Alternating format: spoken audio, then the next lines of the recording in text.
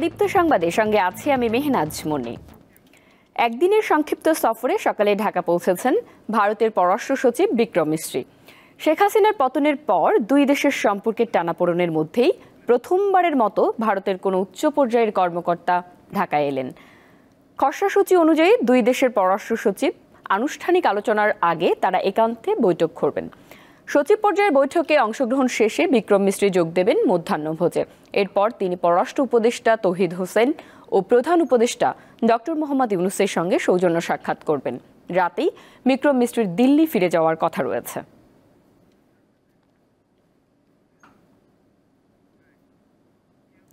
খ্যাতিমান বাঙালি সাহিত্যিক, শিক্ষাবিদ, সমাজ সংস্কারক এবং নারী জাগরণের অগ্রদূত বেগম রোকেয়ার জন্ম ও মৃত্যু বার্ষিকী আজ। 1880 সালের 9 ডিসেম্বর রংপুরের পায়রাবন্দ গ্রামের এক জমিদার পরিবারে জন্মগ্রহণ করেন তিনি। 1932 সালের একই দিনে মারা যান এই মহিয়সী।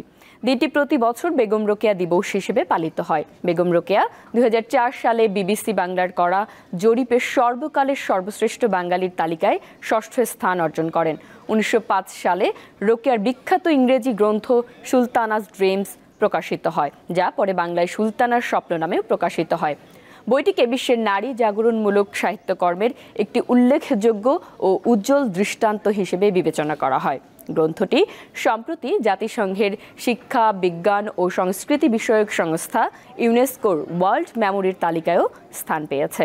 রোকেয়া দিবস উপলক্ষে সকালে মিঠাপুকুরের পায়রাবন্দে এই মহিয়সীর স্মৃতিস্তম্ভে পুষ্পস্তবক অর্পণ করেন সর্বস্তরের মানুষ।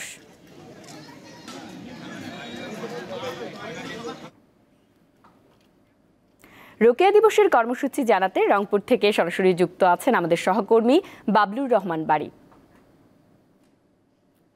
রোকেয়ার স্মৃতি ও তার নারী জাগরণের বার্তা বর্তমান সমাজে পৌঁছে দিতে কি উদ্যোগ নেওয়া হয়েছে, এছাড়া আজকের কর্মসূচি নিয়েও আমাদের জানাবেন।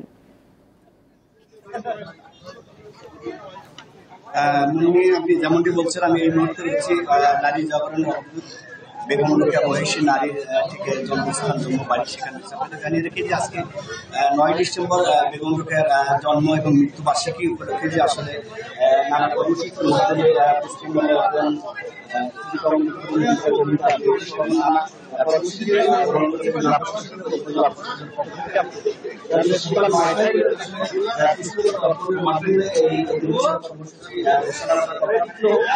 মধ্যে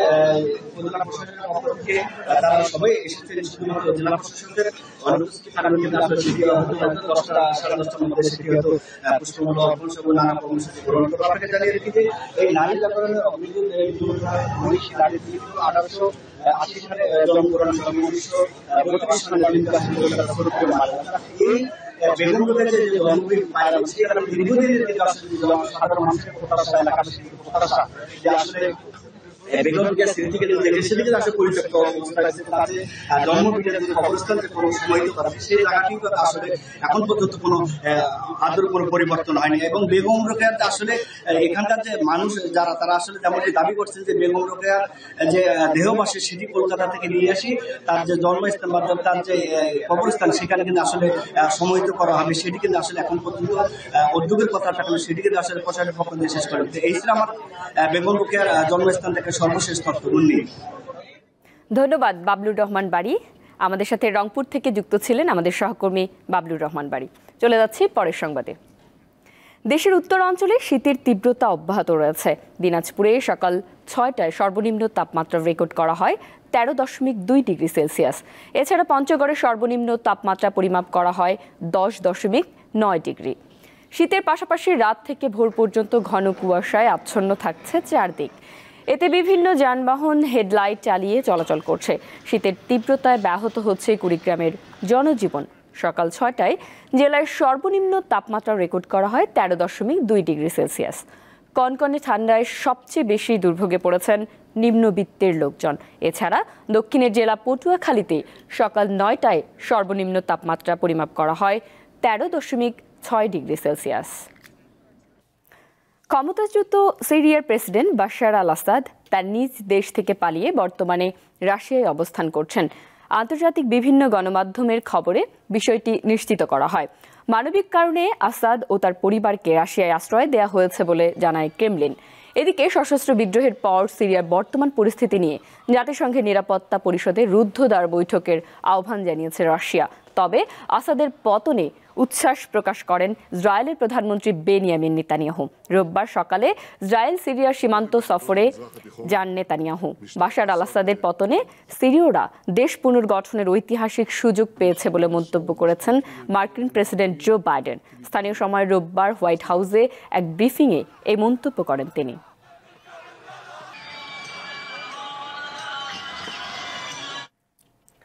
সিরিয়ার প্রেসিডেন্ট বাশার আল আসাদের পতনের মধ্য দিয়ে মধ্যপ্রাচ্য পরিস্থিতি আরও খারাপের দিকে যেতে পারে। ইসরায়েল ওই অঞ্চলে যে কর্তৃত্ববাদ প্রতিষ্ঠা করতে চাইছে সেটি ফুটে উঠল সিরিয়ায় বিদ্রোহীদের বিজয়ে, এমনটি মনে করছেন বাংলাদেশের আন্তর্জাতিক সম্পর্ক বিশ্লেষকরা। তবে এজন্য দীর্ঘ সময় ধরে পরিকল্পনা করা হচ্ছিল বলেও জানান তারা।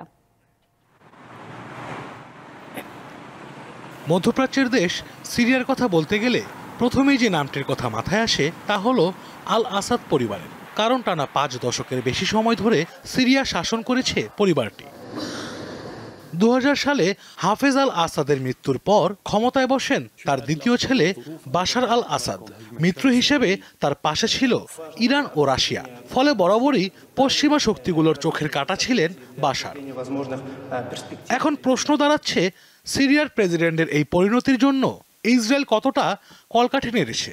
বিশেষজ্ঞদের মতে যেভাবে বিনা প্রতিরোধে বিদ্রোহীরা সিরিয়া দখলে নিয়েছে তাতে সুস্পষ্ট এটি দীর্ঘদিনের পরিকল্পনা।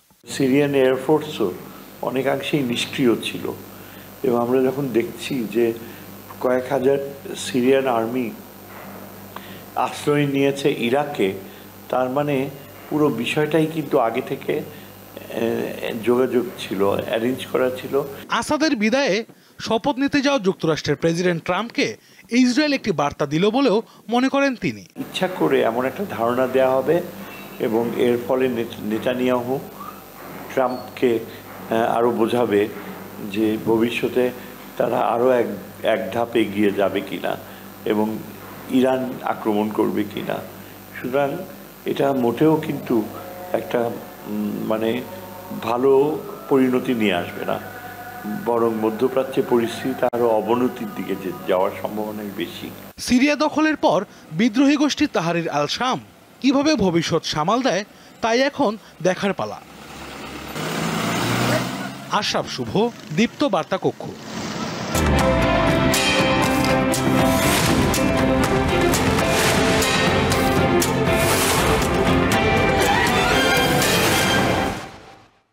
দর্শক, এবারে জানবো এক নজরে দৈনিক পত্রিকার শিরোনাম। আমার হাতে প্রথমে আছে দৈনিক প্রথম আলো। তাদের প্রধান শিরোনামে যে জায়গাটি পেয়েছে, 12 দিনের ঝড়ে বাশারের পতন, মস্কোয় আশ্রয়। রাজনৈতিক পট পরিবর্তন, বাশারের বিদায়ের মধ্য দিয়ে দেশটিতে আসাদ পরিবারের 53 বছরের শাসনের অবসান হয়েছে, এটি তাদের প্রধান শিরোনাম। এর পাশাপাশি রয়েছে অনূর্ধ্ব 19 এশিয়া কাপের একটি খবর, ভারতকে হারিয়ে আবারও এশিয়া জয় বাংলাদেশের। এরপরে রয়েছে দৈনিক ইত্তেফাক, তাদের প্রধান শিরোনাম, সিরিয়ার স্বৈরশাসক আসাদের পতন, দেশ ছেড়ে পালিয়ে রাজনৈতিক আশ্রয়ে রাশিয়ায়। পাশাপাশি রয়েছে ভারতীয় হাইকমিশনে বিএনপির 3 সংগঠনের স্মারকলিপি। পরের পত্রিকায় চলে যাচ্ছে। এরপরে রয়েছে দৈনিক সমকাল, তাদের প্রধান শিরোনাম, কর্মকর্তাদের কারসাজিতে পেঁয়াজ চাষে সর্বনাশ।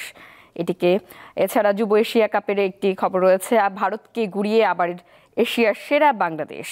এছাড়া রয়েছে পালালেন আসাদ, উল্লাস সিরিয়ার রাস্তায় রাস্তায়।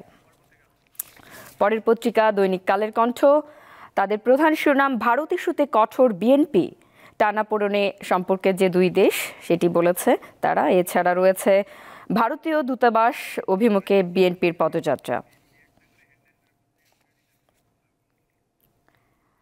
এছাড়া এরপরে রয়েছে দৈনিক আজকের পত্রিকা, তাদের প্রধান শিরোনাম, আরেক স্বৈরশাসকের পলায়ন, সিরিয়ার বাশার সরকারের পতন, দেশ ছেড়ে পালিয়েছেন প্রেসিডেন্ট বাশার, গন্তব্য অজানা। এটি তাদের প্রধান শিরোনামে ছিল। তারা বলেছে, বাবা ছেলের 53 বছরের স্বৈরশাসনের অবসান ঘটেছে, সামনে এগিয়ে যাওয়ার প্রত্যয় বিদ্রোহের নেতা জোলানির। ইরান সহ প্রতিবেশীরা সতর্ক, স্বাগত জানিয়েছে পশ্চিমাদের একাংশ।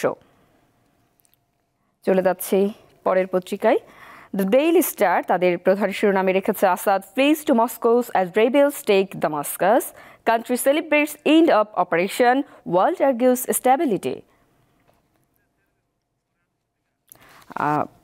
এরপরে রয়েছে দ্য বিজনেস স্ট্যান্ডার্ড, তারাও এরকমই একটি শিরোনাম করেছে, Syrian rebels topple Assad ending 24-year regime. যুগান্তরে তাদের প্রথম পেজে আসলে কাভার করেছে, কাভারটি আমরা বাদ দিচ্ছি। এরপরে রয়েছে দৈনিক বণিক বার্তা, তাদের প্রধান শিরোনাম রয়েছে বছরে অনুমোদন 20 থেকে 22 হাজার, প্রকৃত সংখ্যা কেউ জানে না। বাংলাদেশে বিদেশিদের চাকরির আবেদনে বিডার যে অনুমোদন সেটি নিয়ে তারা প্রধান শিরোনাম করেছে। এরপরে রয়েছে সিরিয়া ছেড়ে পালিয়েছেন বাশার আল আসাদ, প্রেসিডেন্টের বাসভবনে যে লুটপাট সেটির খবরটি তারা জানিয়েছে। রাশিয়ায় বাশার সিরিয়ার দায়িত্ব নিচ্ছে অন্তর্বর্তী সরকার, সেটিকেও তারা পাশাপাশি রেখেছে। দর্শক, এই ছিল আমাদের দৈনিক পত্রিকার শিরোনাম। এই ছিল এখনকার মতো, আমাদের পরবর্তী সংবাদ দেখার আমন্ত্রণ জানিয়ে শেষ করছি।